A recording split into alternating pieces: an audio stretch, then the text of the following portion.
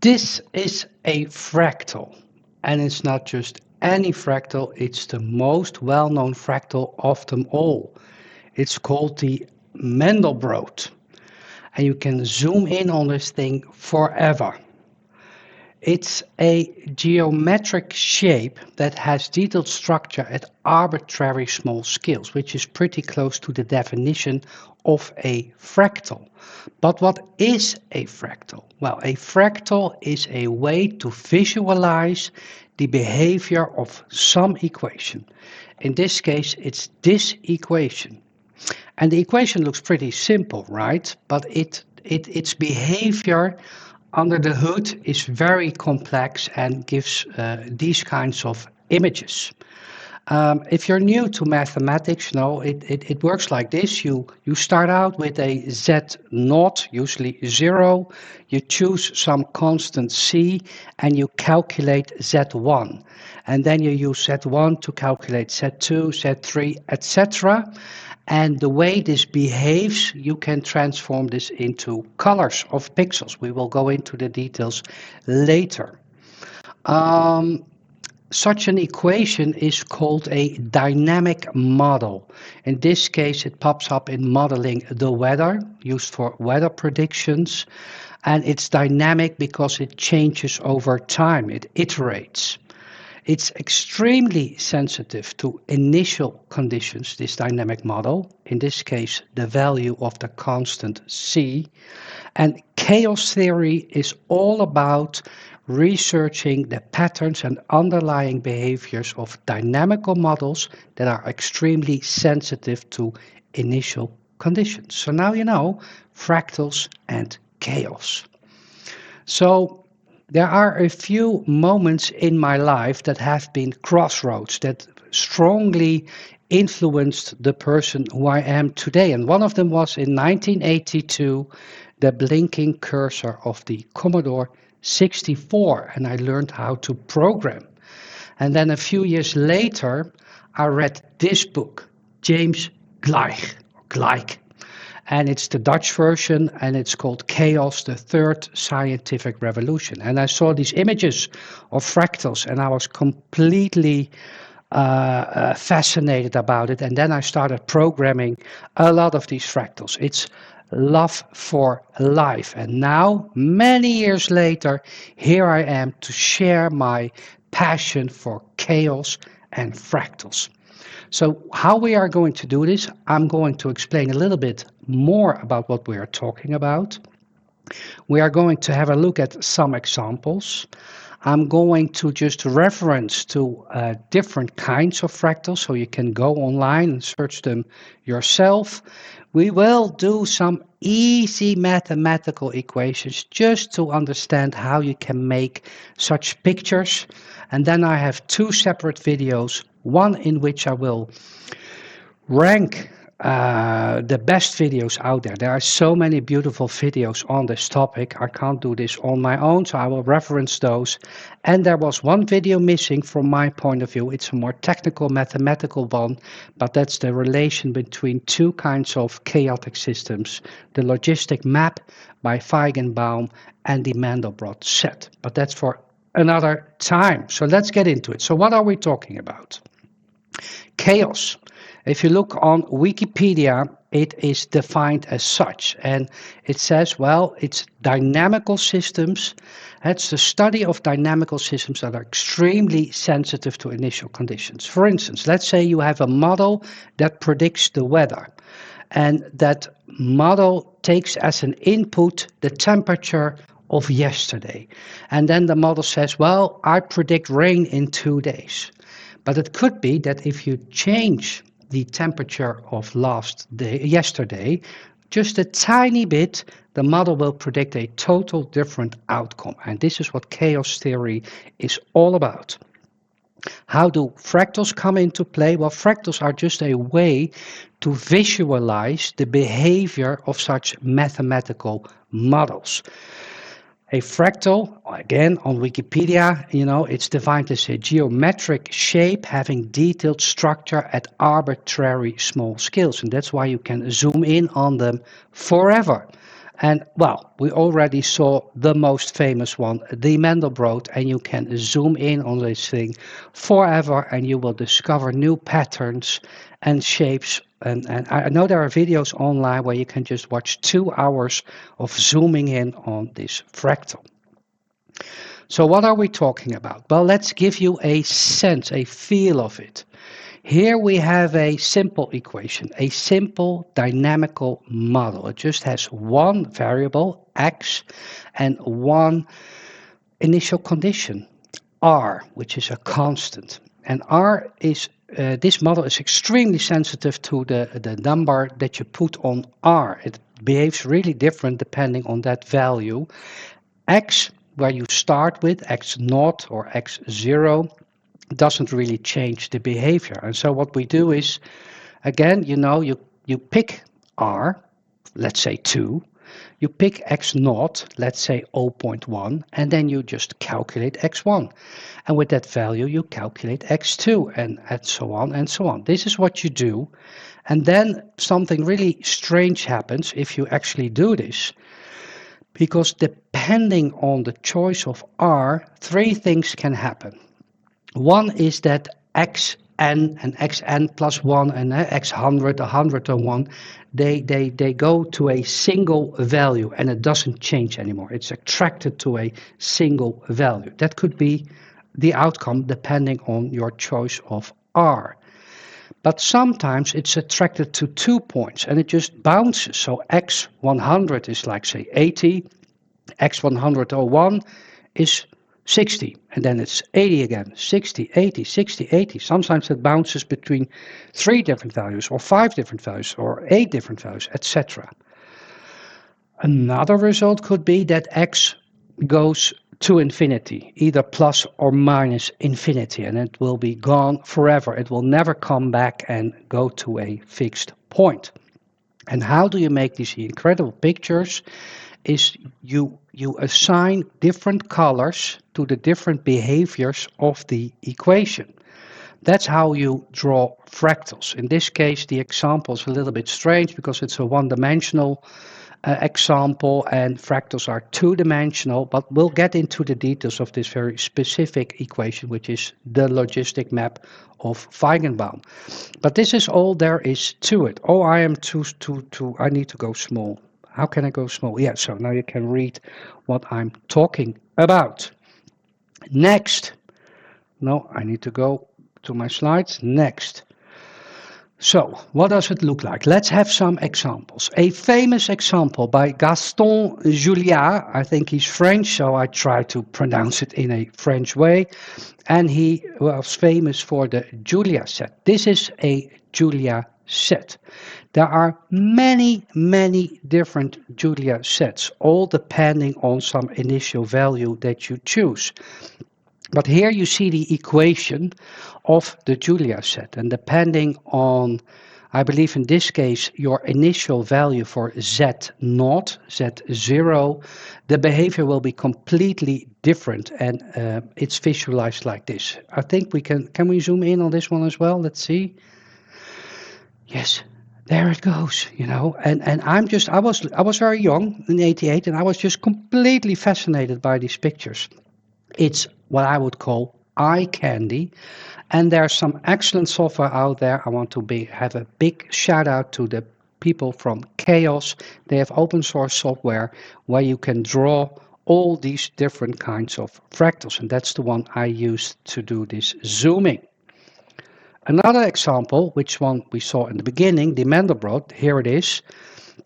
It's based on the same equation, but now Z0 or Z0 is always 0, but we change the constant C. And depending on what C is, we assign different colors to different pixels. And again, we can zoom in forever and forever. So another example, the logistic map. I told you already, by Feigenbaum. Here, this is a really different one, right? It shows chaotic behavior. I will explain a little bit more about the graph later, but it's not like the fractals that we've just seen. But this is the equation. I used it in the example, and it's used to calculate how a colony of animals will grow. So xn plus 1 is the colony size the year after xn. So you calculate the colony size each year. And it's relative, so it's a value between 0 and 1. But let's say we would choose R, the growth rate, to be somewhere, what is it, like 2.65, I guess. Then if you keep iterating and iterating and iterating, you will find that the colony size does not change anymore. X100, X101 are all the same, about 0.61. But if you choose R to be 3.13, I guess, we get two colony sizes. So the 1 year, the size is approximately 0.8 of the maximum colony size, and the next year it's 0.5 or 5.1. I'm not sure what the numbers are. And if you have chosen R to be 3.5, you get 4 different outcomes. So after a few years, the colony sizes bounces between 4 different values over 4 years period. And if the growth rate is even larger, it's complete chaos. And this is fascinating, right? Because if you look at the equation, who would have thought that it would be so incredibly sensitive to this choice of R? Another one, different, Lorentz attractor. The Lorentz attractor is a shape in 3 dimensions. It's a curve.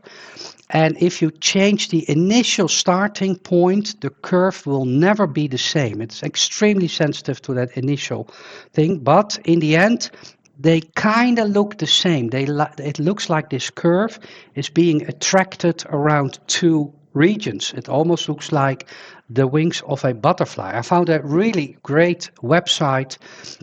Here it is. And here you see animations for different initial positions. And you see, you can rotate it. So you see it's in 3 dimensionals. It's similar, but it's not the same. It will always be kind of different depending on how you start out. The double pendulum, another famous example when it comes to chaos theory. It doesn't generate really nice fractal images, but it's the one from Bernoulli. And well, I had to draw an image of an airplane. I used to study aerospace engineering. You get a lot of equations done by Bernoulli. But the double pendulum is not about flying planes. It's something completely different. So imagine you have a fixed base with a joint, the white dot, and on this joint we put in a pendulum, and it can swing. It can swing around the fixed joint. And if you look really closely, we have 3 different pendulums, and they are almost the same. They just have slightly different initial positions. And let's see what that gives us. Here we go. So I took this from Wikipedia. I made the attribution to the bottom left. And in the beginning, these pendulums are similar. You can see the trace lines. But after some point, here it is, almost now, complete chaos, They started out almost the same, but if you look at the equations in which you can calculate the behavior of a double pendulum, you will find out that it's extremely sensitive to initial conditions. Famous example. I think those were the examples that I want to have a look at. Are there more examples? Sure. I'll give you just some pointers so you can go online.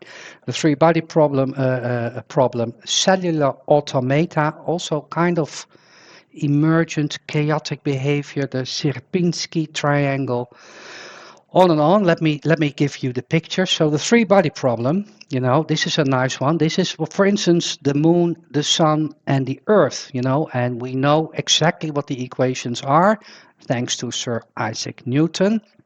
And it turns out that, it's really difficult to solve these equations. You have to use numerical methods, but you can forget about it. What's more interesting is that depending on the initial conditions, you get totally different patterns, how these three objects attract each other and how they move with the laws of gravity. Cellular automata, it's related to, I would say, complexity or chaos. This is a famous example, Conway's way of game of life. You see the URL from which I took this snapshot. It has simple rules. It says like, each pixel on the screen in the next iteration, you will be still yellow if you have at least 3 different neighbors. And if you don't, you turn black. And you do these simple rules, you apply them to each and different pixel, and then you see this, we used to call it artificial life, but now I guess it's called cellular automata. The Sierpinski triangle is also fractal-like. You can repeat a similar pattern at different scales and zoom in forever. This is the one.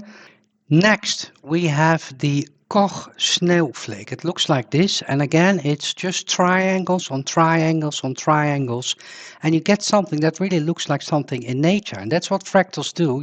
They mimic stuff we see in nature, like broccoli, coastlines, leaves on a tree. This is the Newton fractal, which is a kind of, this is more like the Mandelbrot or the Julia sets. Something completely different is called the timetables. It's closely related, but I just wanted to put it in there because it looks so nice. There's a great Desmos. I did not build this, but someone else did. Let me see if I can switch. Here you see it, and here you can follow along how these timetables are built, but I will also refer to an excellent video on this topic in my video review. Back to the slides. Next will be the piano curve.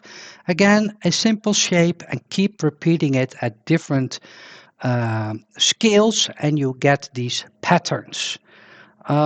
Something that's really closely related to nature. This is Barnsley fern. I could have chosen I'm not sure if there's a Barnsley broccoli, but this is the fern, and if you zoom in, you will see similar structures at different scales. Just, built from easy mathematical equations. It's heavily used in gaming, for instance. If you are a gamer and you go through the woods and you go to terrain, I would say 99% for sure that those terrains and those trees and leaves are built from these fractal-like dynamical systems. What's next? Okay, we're going to do some math, No, it will be easy. I promise. Don't go away. Let's start out with the Julia set. We'll do the Mandelbrot set. We'll do the Feigenbaum, and we'll do the Lorentz attractor. And we have a close look at the double pendulum. So starting out with the Julia set. As said, the Julia set is all based on this simple equation. So how does this work? Well, there's one catch. This equation deals with complex variables. And if you don't know what those are, it might be a bit tricky. But as said, Z0 is an initial condition. And we are going to change that initial condition just a tiny bit and then color that pixel based on what happens if you keep iterating this equation, and we'll leave C constant. So the rabbit hole is here complex numbers, but rest assured, even if you don't know what complex numbers is, we can rewrite this equation into 2 new equations. One which deals with the variable x, and one that deals with the variable y. And then we have x versus y, and then we have a 2-dimensional system. So what we do is we pick a pixel in the drawing pane, we assign an x and a y value to it, and then we just start iterating. And depending on what it does, it goes to infinity, or it goes to a fixed point, or it bounces between 2 or 3 different fixed points. We give it different colors, and then you see this thing appear. Sometimes the sequence of calculations will just run off to infinity, and that's when the length, the vector in the plane, just Pythagorean theorem, is larger than 2. So let's just do it. So let's say we pick some value for the complex variable c. It's just a two-dimensional number, an x value and a y value. You can also see it as a coordinate or anything. This is the Julia set for this particular constant. And then we draw the plane, the x and the y-axis, and for each pixel we have a different starting position for x0 and y0, and then we start iterating. So this is the algorithm. You pick a pixel, you assign x0 and y0 to this picture, and you just start iterating.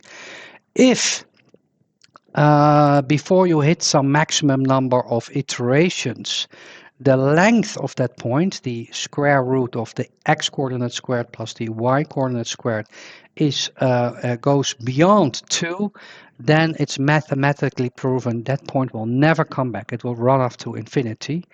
But and you can call it black or something else. I think here it's blue. But if you oh, no, I was wrong.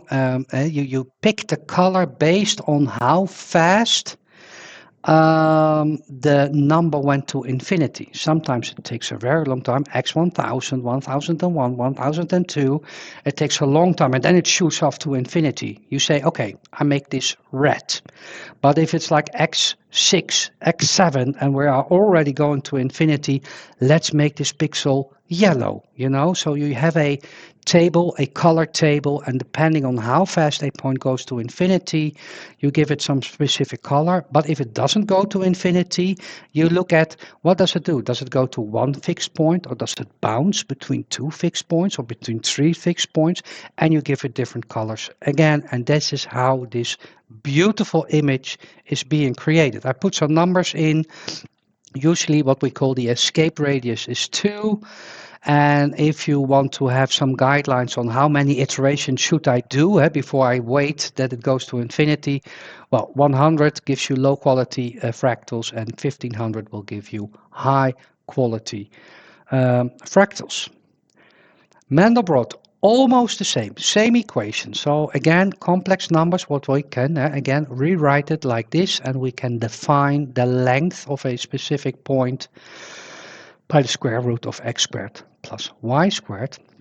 But now we are going to pick x0 and y0 always 0. So it will be 0, 0. And now we are going to change the constant c, which is a complex number. So it has two components, an x component and a y component. So the Mandelbrot is a fractal in the complex plane and not in the y and x plane. And you do exactly the same as we did before. You just pick a pixel on your plane, you assign cx and cy, and you start calculating what happens with the x and y values. If the length of the point, the square root of x squared plus y squared, is still below r is 2, then you give it a color black. We call this point is inside the Mandelbrot set. So that's all the black points here. But if it goes to infinity, you choose the color again on how fast it went to infinity. So based on the iteration number where it went past number 2, a length of 2, you give it different colors and you get these amazing looking pictures. Feigenbaum, the logistic map, you already saw the equation. So let's pick R is 3.2, and that's the initial condition, which is really sensitive. X0 in this case is not very sensitive. You can just start with 0.1 or 0.2 or 0.3. It doesn't change the way the equation behaves, but the choice for R is really sensitive. And if you would choose 3.2, you will get 2 colony sizes. So the colony size, 1 year it's at 51% of its maximum, and the next year you have 80% rabbits, and then you have 51% rabbits, and the rabbits go up and down each year. Here they are. So, logistic map. Again, let's pick 3.2, and here you can do this, in your favorite spreadsheet application, because the equation is really simple. And here on the x-axis, you see the number of iterations, and you see we started out with, I think, 0.1. Did it? No, I think I started with 0.28 or something, looks like it. But then you see, it keeps bouncing between these two numbers. Um, Next, the Lorentz attractor. This one is a little bit more difficult from a mathematical point of view because it's governed by these three partial derivatives. And so there's a rabbit hole. The rabbit hole is derivatives. Um, but you can forget about all it because we can rewrite these equations. We can approximate these equations in this way. And again, we have x n plus 1 is something based on previous values. Here you see some typical values for sigma rho, I guess, beta, and the initial condition where it is very sensitive, so the way the curve will evolve is your choice of x naught, y naught, and z naught. I think we're there, right? Oh no, the double pendulum, this one. Well, this is not an easy set of equations. There are many different kinds of double pendulums. You can choose one where the length of the two arms are different and the masses are different and the masses are concentrated at the end of each stick. It's called a double simple pendulum, and this is a compound pendulum where the lengths are the same, the masses are the same, and the mass is evenly distributed across each beam. And hold on to your seats. These are the equations, and they're really difficult to solve. And you will need numerical analysis methods like I'm going too fast. Rungakuta to calculate the tracing point of how it moves. But that's not the point. The point here is it's extremely sensitive to the starting position. Thank you all. This was it, and hope to see you in the other two videos on top videos out there, and the more mathematical one where I will try to bridge the gap between the logistic map of Feigenbaum and the Mandelbrot set. Thank you very much.